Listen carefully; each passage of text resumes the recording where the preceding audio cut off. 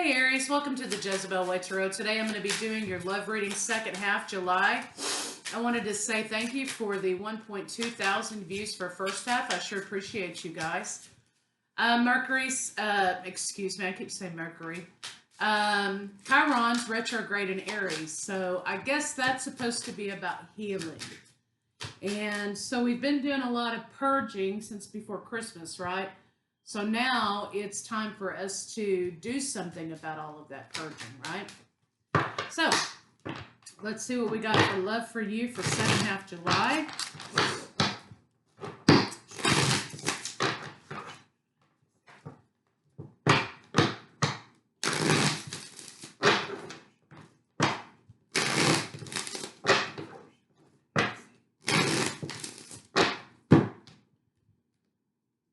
Transformation, that's wanting to come out. Transformation and visualize, affirm, and manifest. So you may be experiencing some changes.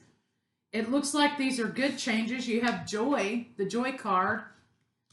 So this is talking about even sometimes when we take a different turn and it doesn't look like it's working out, or it doesn't look like, no, I didn't know it was going to be like this. You know, it's about learning to dance in the rain, right? So this is asking you to dance in the rain. Put out there what you're wanting to get back. Even though it may seem scary right now, change the programming in your brain to reflect the fact that this is a good change, a happy change. So let's see what we got for Aries in love.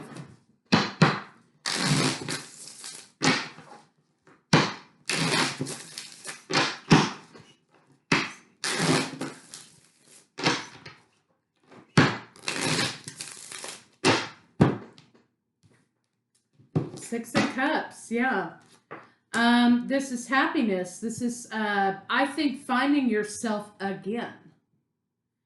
This is relationship from the past, healing and coming back, perhaps. Or this could be meeting a soulmate, right? But there's definitely been a change.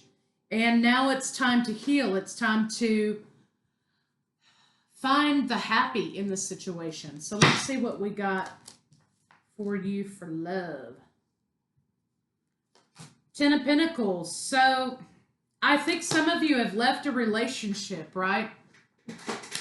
For some of you, you're leaving a relationship and you're going from family and home to being single. And it's hard to find the happiness in that. I think some of you know that this change needed to happen, but you're not exactly happy about it, right? But you're overcoming. It looks like you're trying to overcome. You're not trying to dwell on the sadness, as the joy card says. We're not trying to dwell on the sadness. You had to make a hard choice here. You had to make a hard choice to close something down. And I think that this partner here, this could be Gemini, Libra, Aquarius, Cancer, Pisces, Scorpio, Taurus, Virgo, Capricorn, Virgo, Taurus, Scorpio. The main issue here is the center of your read. You've got the Knight of Pentacles. This means slowing down. It means making solid choices, taking your time to make choices, right? This is incoming news, incoming money, perhaps, but there's slow movement to this, right? Center of the read, the Devil, overcoming. So somebody put the brakes on relationship to overcome the dysfunction in the relationship for themselves. There was no abundance because there was too much dysfunction. So what you did is talk about the heartbreak, the disappointment. You went from family to being single, or relationship to being single, and now you're kind of slowed this communication down, or this relationship down, to overcome whatever toxic element was being sent to you. Capricorn and Libra here. You're not dwelling on the sadness. You are, though, dwelling on the end. And what you're dwelling on is the lack of abundance, the lack of happiness here. I think that part of the problem is that you had to make a really hard call when it came to this relationship, and you had to say goodbye. Even though you didn't want to, but you had to say goodbye for your own self and your own happiness. And now you're kind of in a healing mode. So let's see what's going on.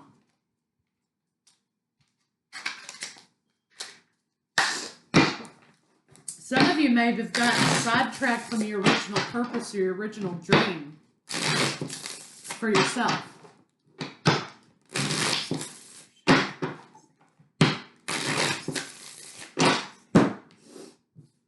Clarity, honesty, intention, truth. So yeah, basically when it's talking about visualize, affirm, transformation, joy, I think you had to leave something for yourself to find your own joy, right? And I think that you kind of had to stop living in the past or living on the woulda, coulda, shouldas in the relationship and heal yourself.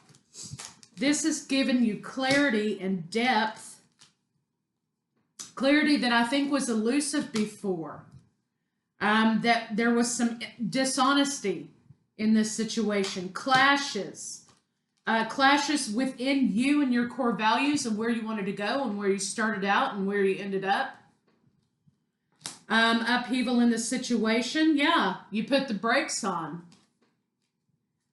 And now you might be single, okay? And you're experiencing a change from being in a committed relationship or being in a family unit to being single outside of that. I really think that this is about you choosing yourself. You had a light bulb moment. You were tired of the bad influences. You were tired of the toxicity. You were tired of the bitterness and the anger. Where there may have been a lot of passion and a lot of great sex and a lot of energy, passionate energy in the relationship, it was also exhausting because I think you were getting depleted. So I think you called it. You called it and said, look, it looked good from the outside. Things were good for a while, but listen, they're not good anymore. And I have to choose myself because I'm not setting boundaries with my energy, right? There was a lack of intimacy in the situation.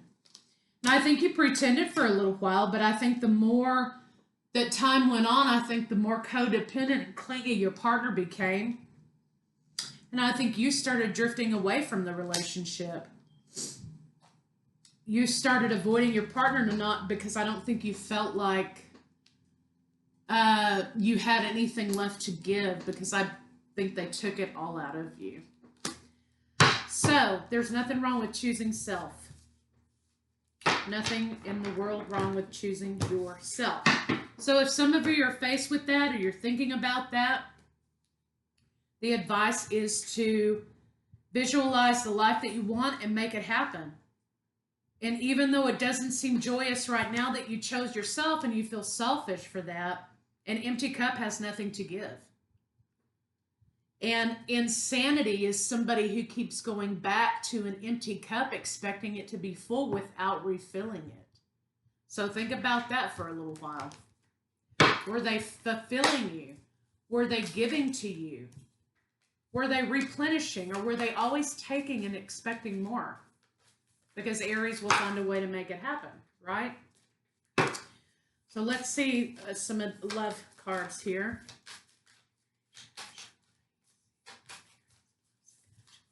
Aquarius is here also. Life is a series of constantly shifting cycles. When we resist change, we resist the natural flow of life and create unnecessary stress. Go with the flow, you will be surprised where it leads. Life is a series of constantly shifting cycles. When we resist change, we resist the natural flow of life. Sacred union. Honor and treasure your relationship, for it's truly sacred. Yes. But don't forget, the sacred union isn't necessarily about you and another person. The sacred union, number one, is always about that masculine and feminine energy that you're balancing within yourself. So the sacred union actually is loving yourself. Embrace, though through each other you find the missing pieces. Perhaps for some of you, this may be a story of reconciliation once things have been healed, once there is healing. But right now, the focus is on healing yourself and replenishing your own cup.